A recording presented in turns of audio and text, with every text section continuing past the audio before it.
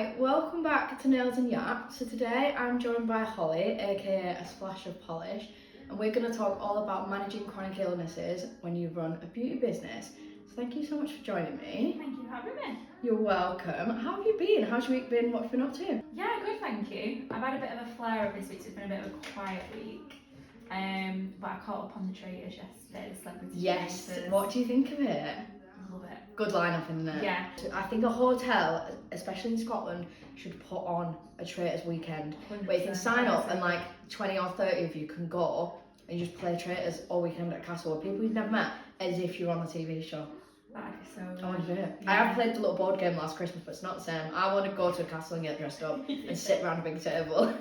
Do the full thing. I'd be a crap traitor, I don't know what I'm saying. Like, I'd be rubbish. Oh, I could be a traitor. Like, I giggle under pressure, so then they'd be like, "You're lying." I'd be like, "I'm not lying." And they'd be like, "You literally look like you're lying." I'd be like, I was saying that last night. As soon as you have to take the blindfold Yeah. off, I'd be like, "Ooh." So do you want to talk a little bit about... Oh, you don't know the consultation. What are we doing today on your nails? So, because I don't really get my nails done very often, I wanted to do something a bit different. Yeah, love that. Use your skills. I want it to be autumnal, so maybe like a browns, creams, maybe a couple of Frenchies, and then I want both hands to look the same. Yeah. I don't like it when one hand looks different, it Yeah. stresses me out. But like each nail different. Yeah, cute. Browns, creams, autumn vibes. Yeah. Roll with it. That sounds fun. So obviously we're talking all about kind of chronic illness, understanding it, the impact it has on kind of you as a nail tech and beautician. Do you want to sort of start with sharing a bit about your personal journey with that? Yeah.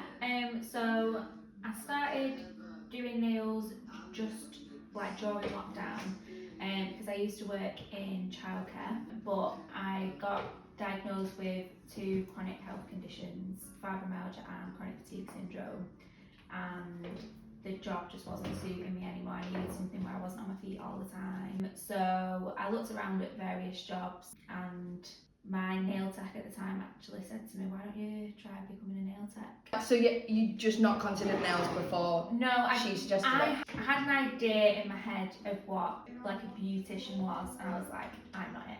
I'm very low maintenance, don't always wear makeup, my hair's messy. I think in my head I was like, no, if you're in the beauty industry, you've got to look perfect all the time. Yeah, I actually really want to do an episode about this, kind of the expectations when you work in the beauty industry of like that pressure of the beauty world. Because I was the same, like when I first started out, I just would never have imagined myself here, because again, I had this vision. It's someone who's quite prim and proper and kind of always very well put together and very glam. Welcome to Nails Yap, the podcast where I do people's nails and we have a good old natter. I'm Laura, I'm a nail tech, and after years of hearing the funniest, deepest and most random chats, I thought, why not turn it into a podcast? Whether you're a fellow nail tech, a client who loves a good catch-up, or someone who's just nosy about the beauty world, you're in the right place.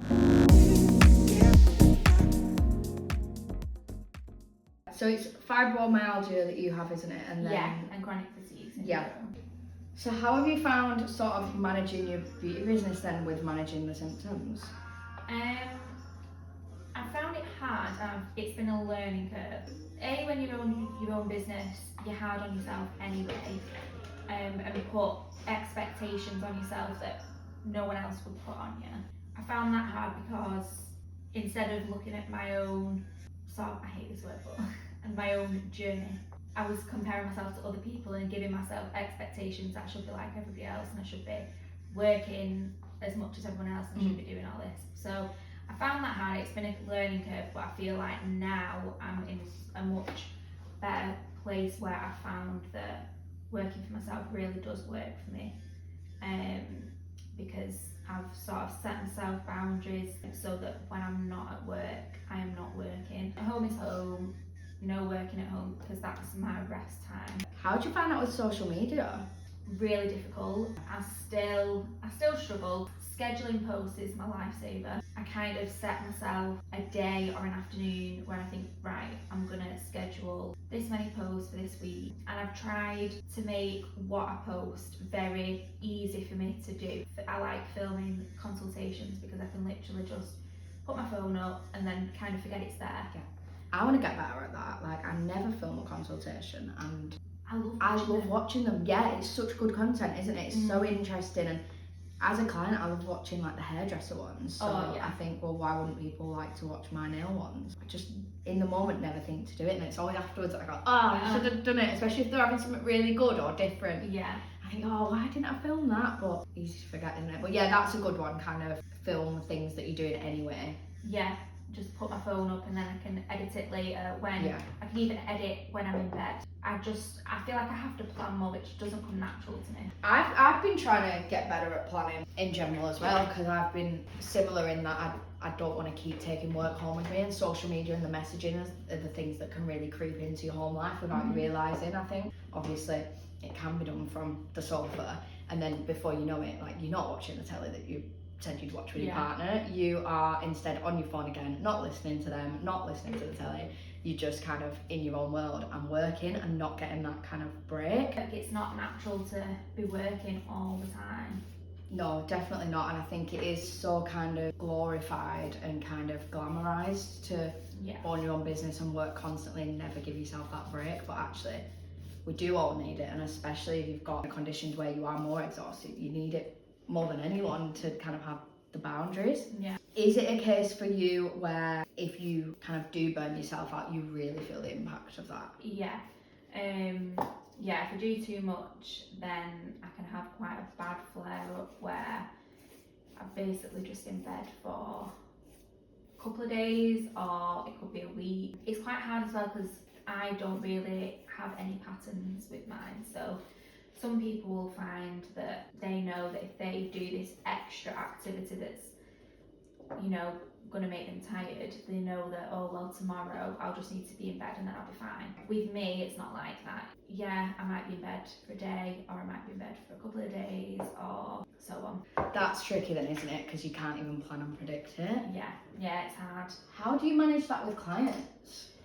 So, it's hard. I kind of worked my work days to try and fit around my health. So, for instance, instead of working I used to work 3 long days. Now I work 4 days or 5 days. Even though I don't really necessarily do a half day, because I'll still do 7 hours, but I won't start till 1. So I've got all that morning to get ready. I can just do it slowly, take my time. And I also have a rescue bag, I call it, with all my heat pads in. I've got a TENS machine in. I've got painkillers in, and I take it with me to work. So then if I am struggling at work, I've got things that I know will help. How are the other girls in the salon as well? Are they quite understanding and? Oh, they're so understanding. I think it's hard to talk about sometimes because you feel like you sort of either just being, it's all about me, I'm talking about myself, or you feel like you're a bit of a Debbie Downer. I'm so ill, or I'm feeling ill. That's how it feels. Yeah, I understand that, because I think if you're you've got a cold or something and you're going to get better, you feel a bit crap during it, and then you know you're going to get better. So for a bit you can have a moment for a week, and then you kind of get better. But I imagine when you've got something that you're not going to recover from, for want of a better word, that must be quite difficult. That it is something that's going to impact your everyday life. But do you want to feel like talking about it all the time, or? Yeah, that's really tricky.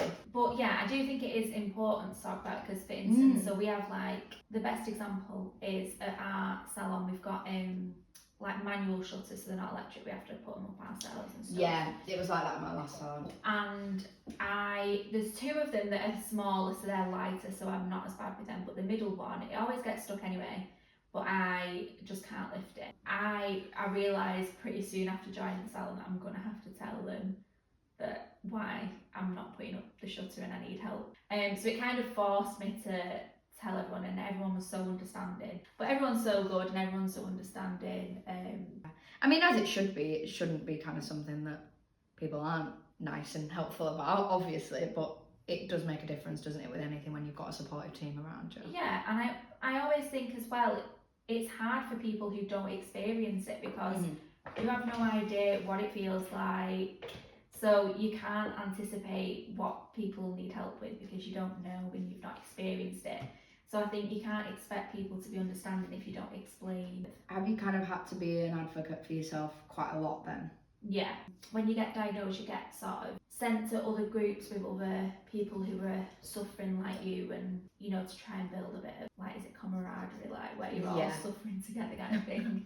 And I don't find those helpful particularly because I feel like people just expect too much of people and expect everyone to be instantly understanding and instantly know how they feel, which if you've never experienced it, you're not going to. I didn't know anything about fibromyalgia before I got it. You can't expect people to imagine what it's like. So I think it's important to tell people and just be honest with how you're feeling and not feel like you're a Debbie Downer because people want to talk about how you're feeling. So how do you schedule clients? Do you sort of schedule them quite far in advance, or do you have to go off your energy levels as and when? So I schedule 3 months in advance. It's just the way I've always done it. I think that's like when I got my booking system, it automatically did that, and I've kind of just gone with it. Yeah. But it works well for me because I can sort of plan in advance, and when I know I've got a day of more, say, toes in where I know my back's going to be hurting a bit more because I'm bending down a bit more, I can plan my week accordingly and think, oh right, well, I won't go out that morning because it's going to be a long day, so let's just have a chill morning that morning. I feel like it helps me plan my week more because I do feel like I don't want to be letting clients down, cancelling last minute and things like that. I'm probably too hard on myself sometimes. It's very rare that I don't go into work, even if I'm feeling really ill. I try and make my life around work like easier so then that I'm alright for work.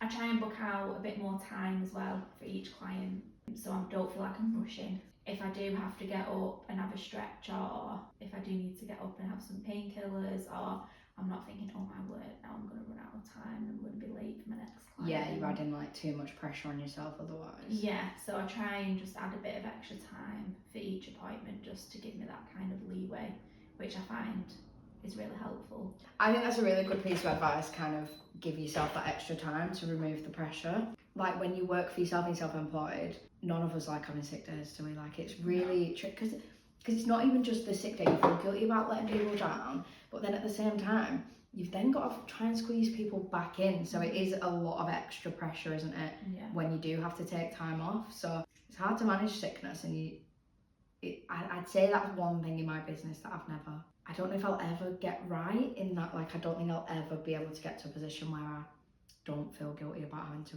reschedule people. No. Even though I know you shouldn't feel guilty, and if you're sick, you're sick. Well, it's interesting you say that because I think I always put pressure on myself because my clients know that I've got health issues. So I think I always think, oh, they'll expect me to cancel because they know I'm ill, so I've got to prove to them that because I've got health issues, it doesn't mean I'm going to be unreliable. I'm still going to be a reliable nail tech. So I kind of feel like, oh, is that why I feel guilty? But maybe not, maybe we're just all guilty. Maybe we always feel guilty. I do tend to feel guilty, but I completely get that angle of like, you always want to prove yourself even more. Yeah. That's really hard though. That's really difficult to kind of work through, isn't it? And how are your clients when you do have to reschedule them? Really understanding. Yeah. Yeah, they're always really nice.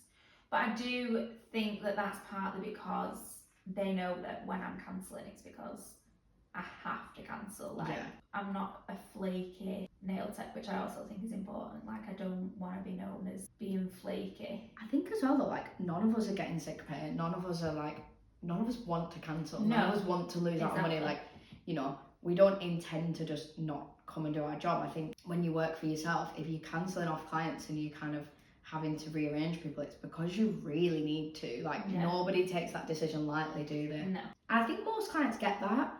I'd like to think so, yeah. Like if we have a day off, we just earn less money and then have more stress trying to get someone back in and have the guilt on top of actually having to text and be like, I'm really sorry, I'm going to have to cancel your appointment.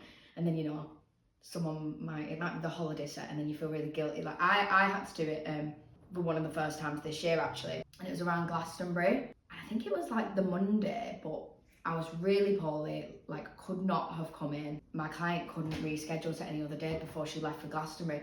And she was like, it's all right, like I'll be fine, I just won't have them done, like don't worry about it. She was so nice about it. I felt so bad because I knew it was for an occasion. Yeah. And she wasn't kind of saying it in a way to make me feel bad or anything. You've got the guilt, you've got the loss of income, you've got the stress of rescheduling people. Like, we wouldn't do that.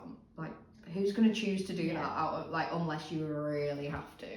So do you find you have anything specific in the salon that really helps you kind of almost like ergonomically, sort of your chair or your setup? Is there anything that you found helps you personally?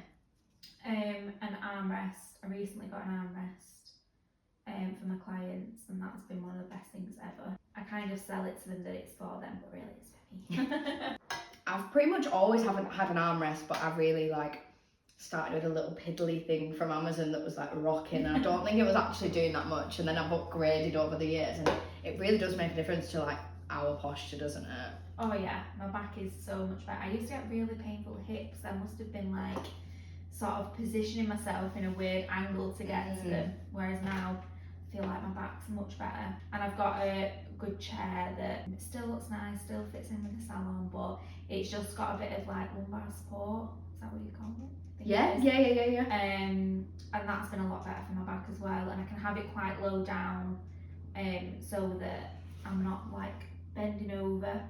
I'm like right at the right angle and the right height to do people's nails. It's so important to get you set up right, and I think it's not something that like is really taught. You know, like we all go and do our beginner courses and we're taught how to do the nails and we're taught about other things, but actually how to sit and perform the service that's safe for our bodies, no one really talks about that. No, they don't.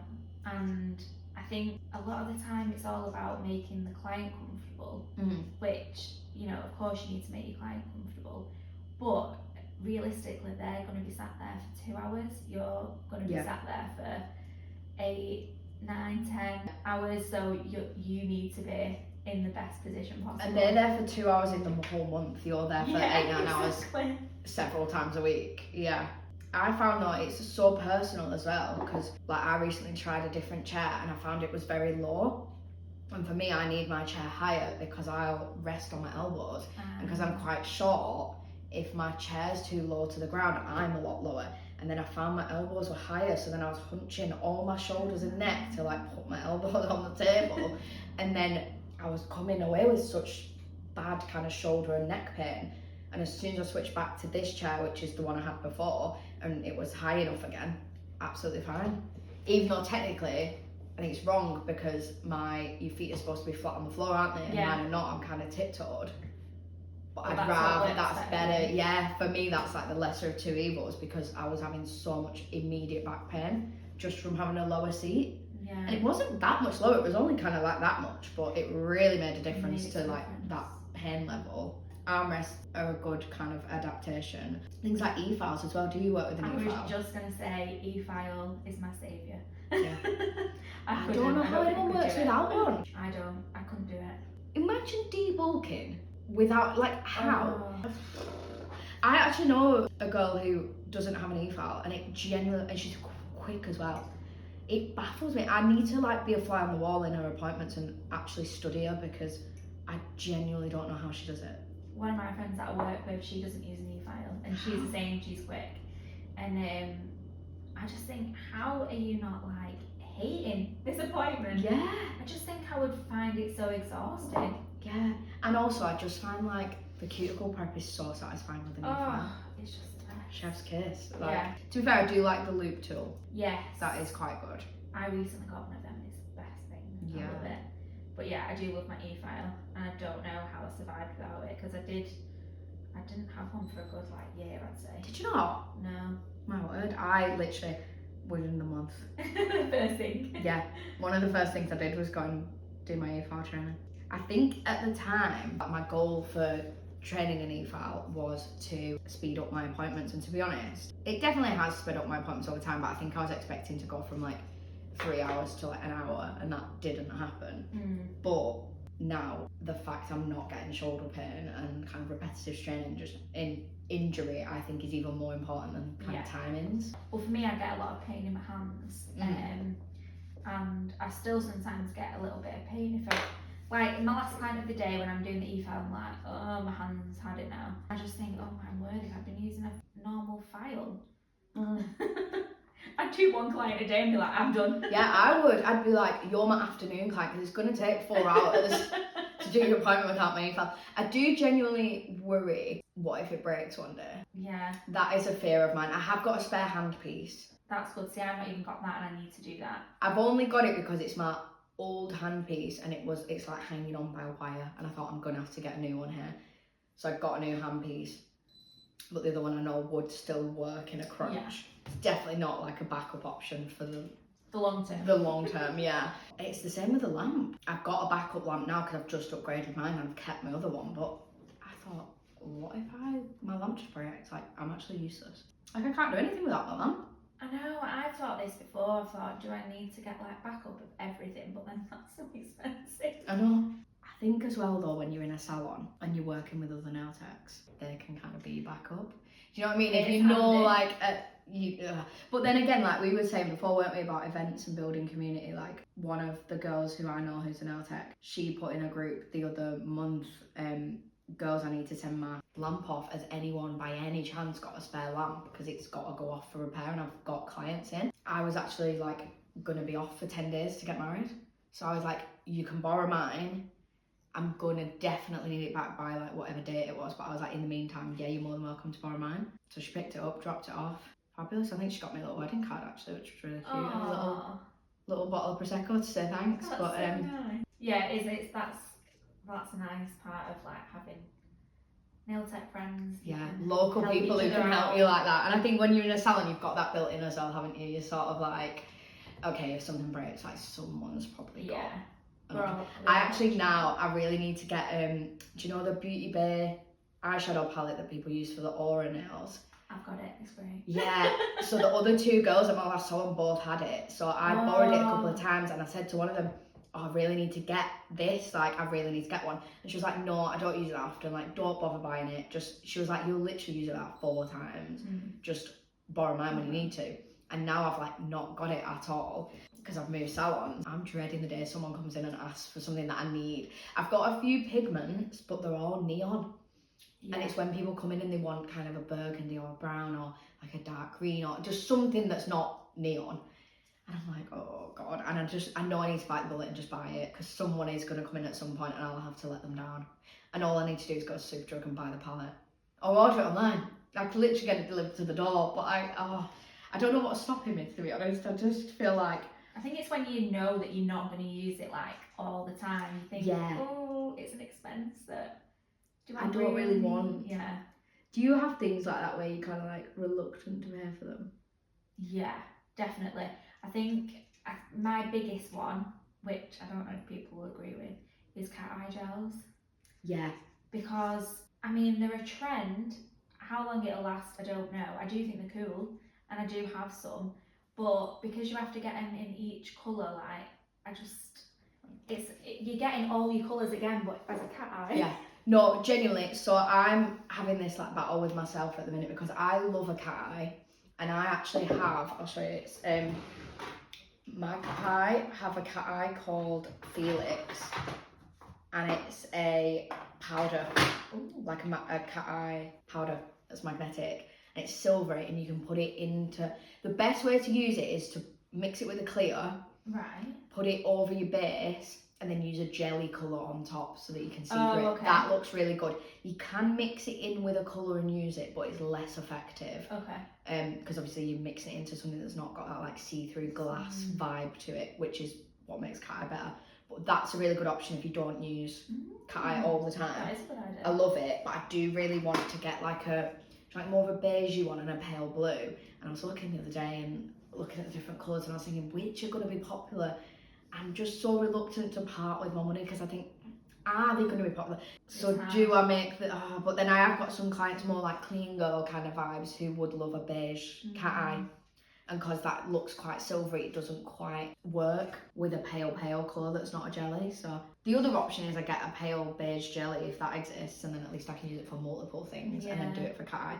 I find my thing that I'm reluctant to pay for is blue gels. Whenever I have to order blue, I don't know, I think it's because as a client I'd never choose blue.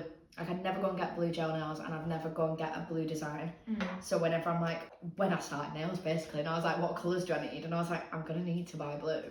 some people will want blue, but I don't want to. Every part of me wants to not buy blue. Anyway, I've actually ended up with loads of blues now, like more than some of the other really colours. Nice one. I really didn't want to at first, so I was like, no. I always find it hard buying new colours because you can guarantee whatever colours you picked, your client will want a slightly different shade of it.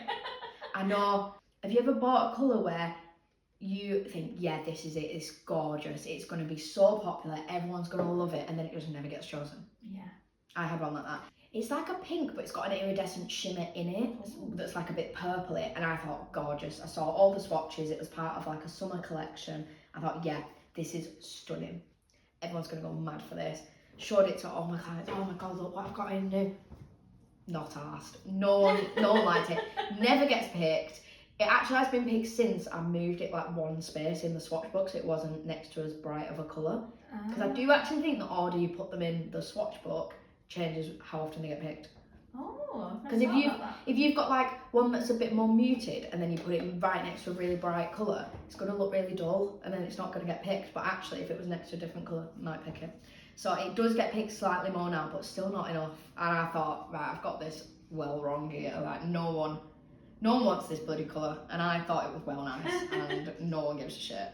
I don't know how we got onto that detour. That was a detour, but I like it.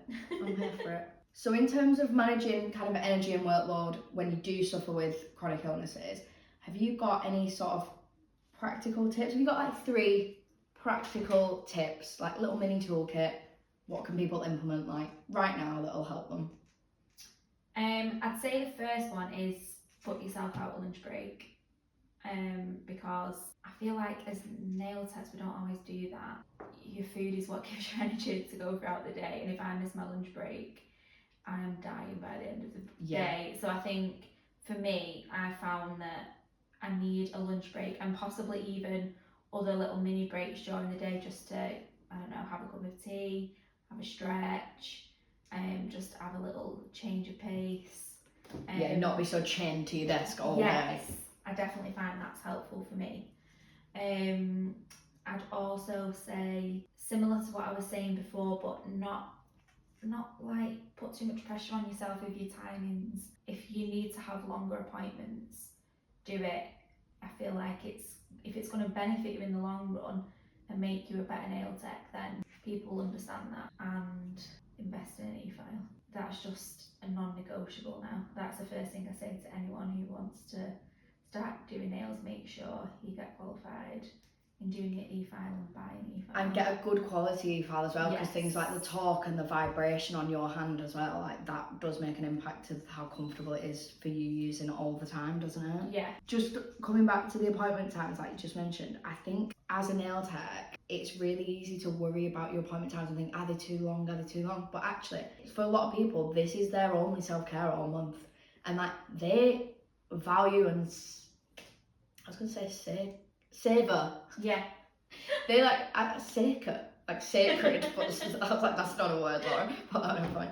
Like people value that time. They really savor the fact they get that self-care and they get to come in and have a nice chat, sit down, have a gorgeous coffee and just unwind a bit and kind of, you know, have a little rant or have a laugh or, you know, whatever they need. And I think we can get in our own heads about the length of the appointment when actually the clients like that. They don't want an in and out.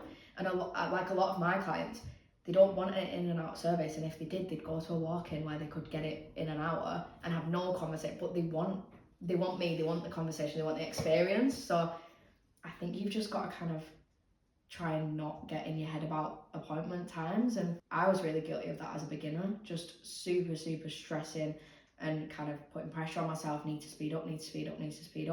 And actually when I started deepening it, I thought, why? Yeah. Why do you need to speed up? You've only speed up because you think you should be faster, but clients aren't expecting you to be done in an hour because they don't want you to be, because they've only just relaxed into the appointment at that point. You can use anything as a selling point. If you're slower, use that as a selling point. Say to your clients, you know, you come to me for a relaxing time, you're not in and out, you get time to actually enjoy the experience.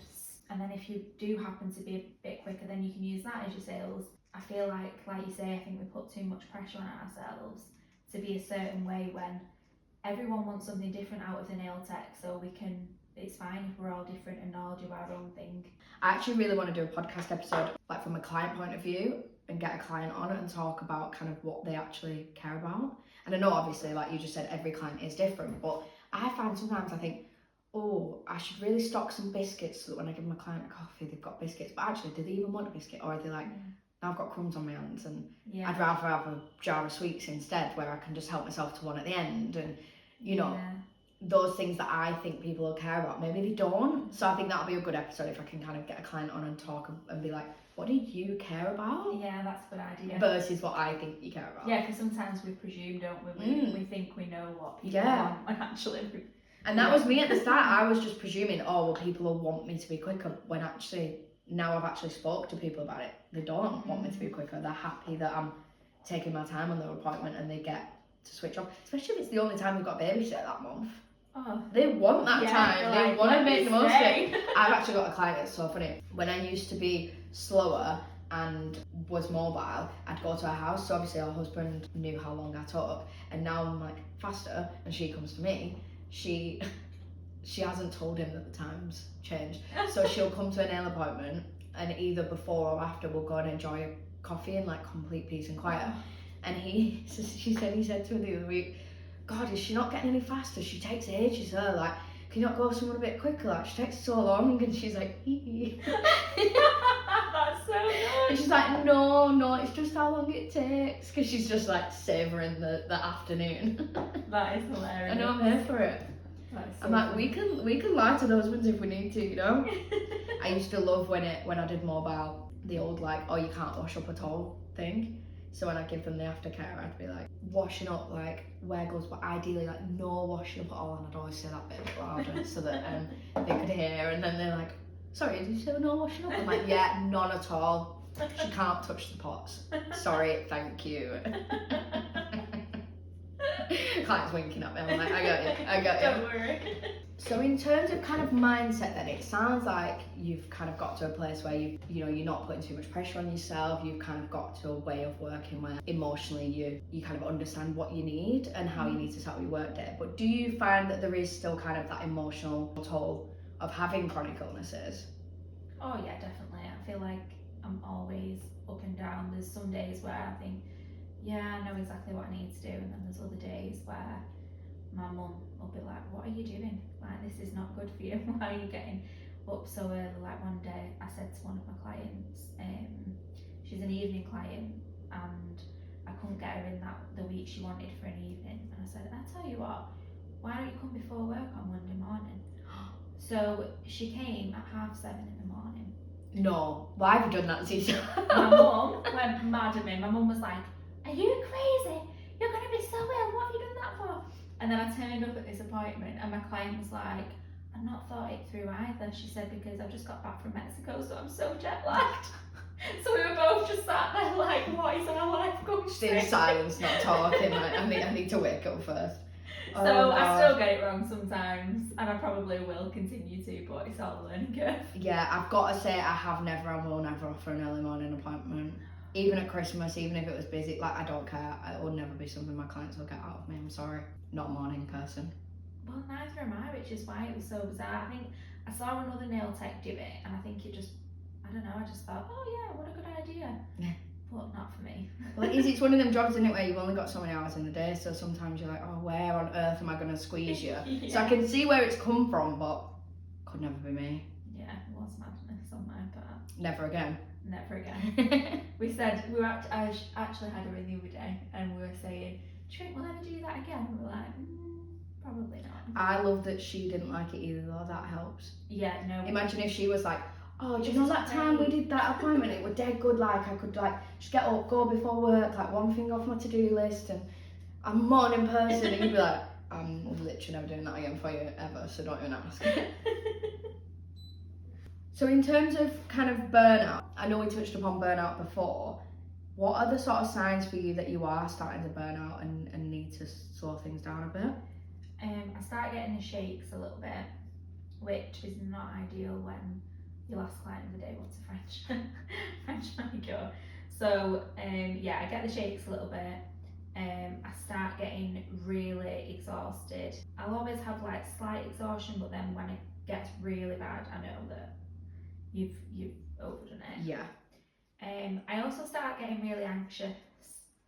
I think it's because I think, oh my word, I've overdone it, and now I don't know how I'm gonna rectify the situation. I think we're in such a rare position in that we can set our own hours and we can have flex and we can make our diaries really work for us, and yet so many of us still don't, because I don't know, we just feel guilty, or we feel like we should be working more, or well, I suppose it's the kind of job you can't automate anything. Like, there's a ceiling on your earnings and that's how many hours you can work. So if you know, work more hours, you get more money. So I suppose that's part of the draw of it. It's so easy to suddenly start doing loads more hours, and then you're like, whoa, now I've like overdone it. And I think kind of recognizing that is such a like strong skill that not everybody has. I definitely don't have that. I don't know when I'm taking on too much until I'm all of a sudden like, I am now burnt out. I can never recognize the signs of burnout beforehand. I think it takes a lot of time. I still, like I say, I still get it wrong quite a lot. I think it just takes time to get to know yourself and get to know your body, but I think you have to burn yourself out to know what the signs are, so Yeah. you learn from your mistakes. So I think it's hard when you do burn yourself out to then not be hard on yourself for doing that, because then I think sometimes you're like, oh, why did I do that? Oh, I shouldn't have let myself get burnt out. But you know, we're all capable of doing it, and it is really easy to do, especially if you're someone who already kind of is struggling with energy levels, to then add that on top of a demanding job that's physically demanding and mentally. Because do you find this job mentally draining in terms of kind of all the chatting every day? Yeah. I do, more than I thought I would. Considering I love talking, and everyone that knows me knows that I'll talk all the time, I think just having to listen to someone and then respond in the correct way is so mentally difficult. Yeah, I'm the same. Like, I've always been a yapper, never stopped talking since I've basically learned how to talk. And yet I still do find it quite difficult, and like I find it exhausting talking to people all day, and it's not something I ever expected to feel when I first started doing this job. And don't get me wrong, I absolutely love catching up with my clients. I love the fact that this job enables me to talk all day, and I can do that, and it's like part of my job. But at the same time, I don't know, I think you just need to sit at the end of the day, don't you? Oh, yeah. Like, I will finish my last client and I'll sit there spaced out, and I'll just look in space like, and sometimes like my husband will text me like, what time are you home, and I'm like, maybe half an hour, and like, so like I'm not even like doing anything, I'm just like on my phone, just like having a moment, Decompressing. Yeah, that's exactly it, decompressing and just being like, I need a second. Yeah. Something I've been surprised about as well is I take on other people's emotions, and I didn't know that I did that. Right. So if I've got like a few clients that day that are having a really bad time, and I have had days like this where you get a client who's, I don't know, going through a divorce and they're really upset about it, or then your next client, unfortunately, a pet's passed away and they're really upset about it. And if I've had a few clients like that in a day, by the end of the day, I'm emotionally exhausted and I'm really low.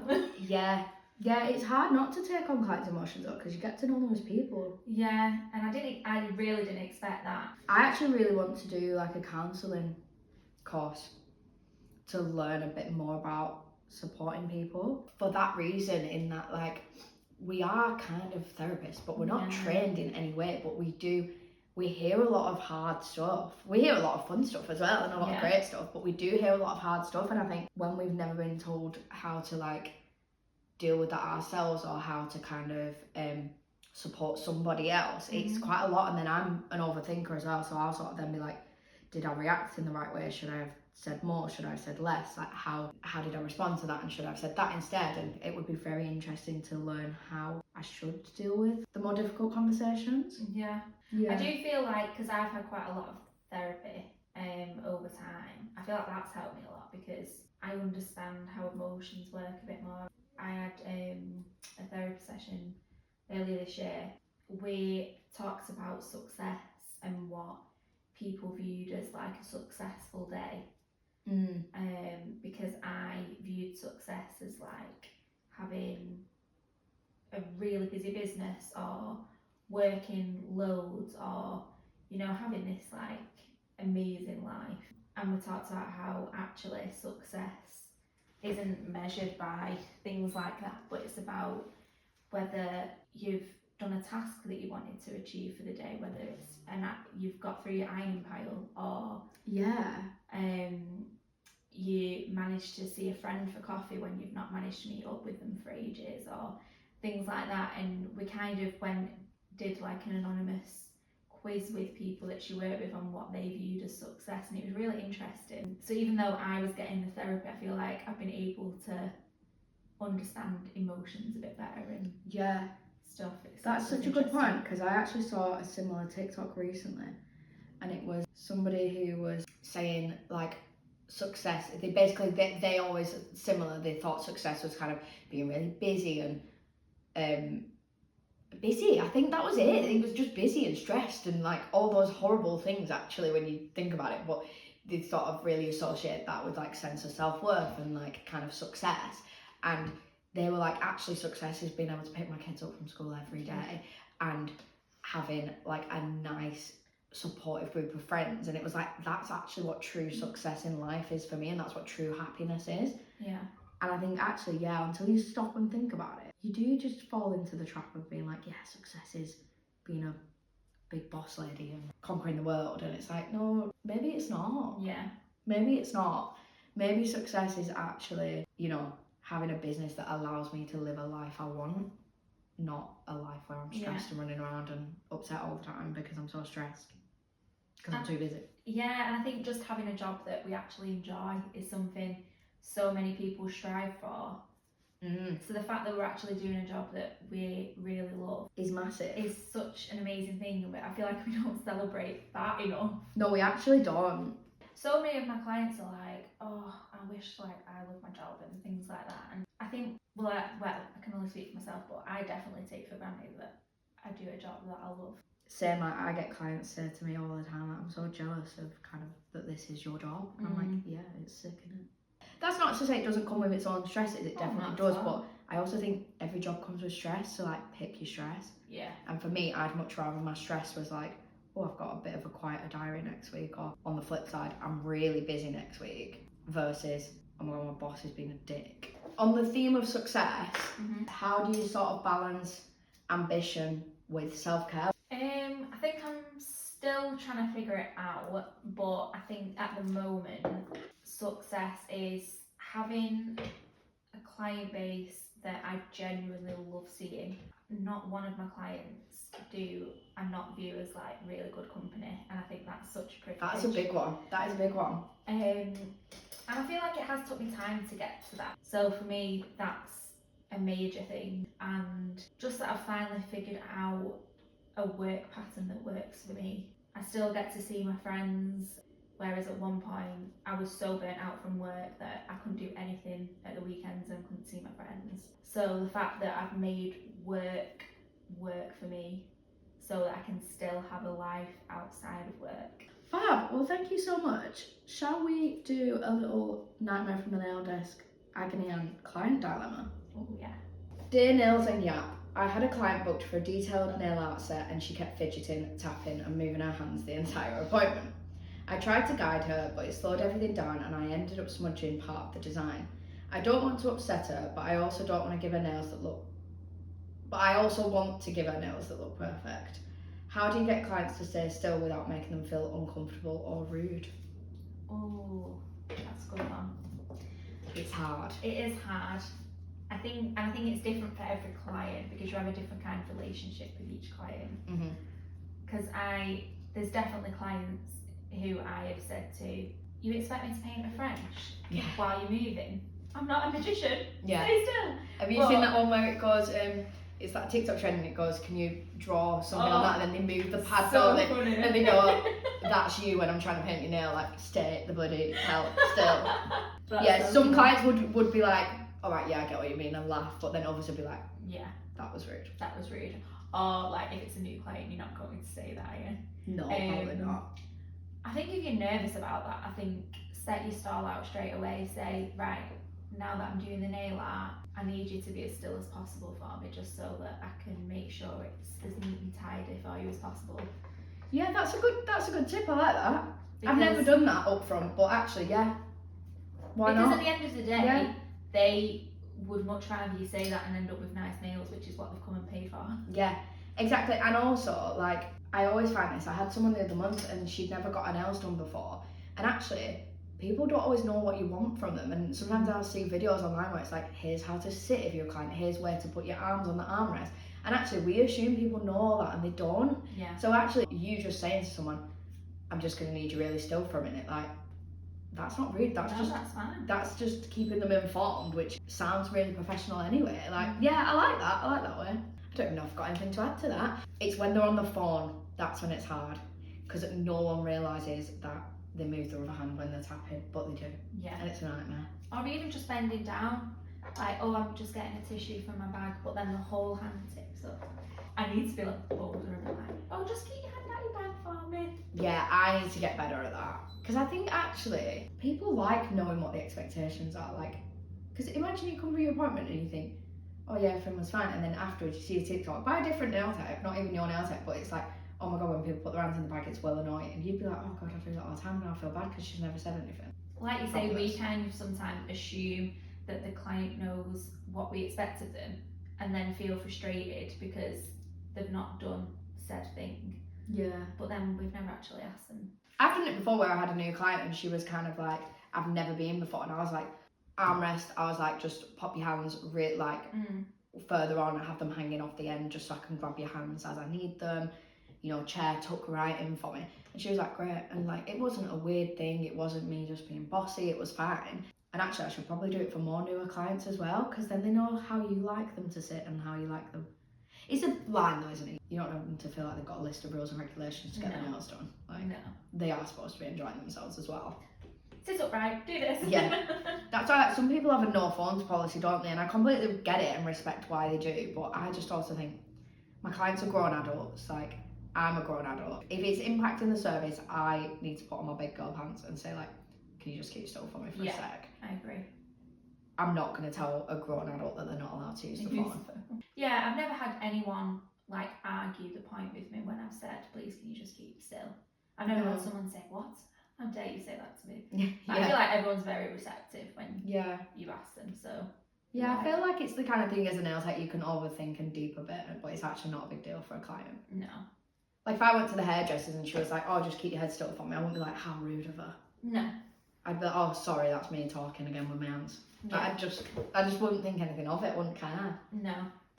Fabulous. Well, thank you so much for joining me.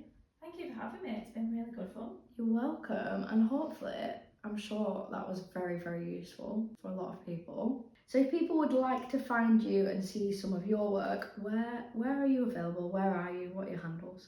So I'm mostly on Instagram at A Splash of Polish.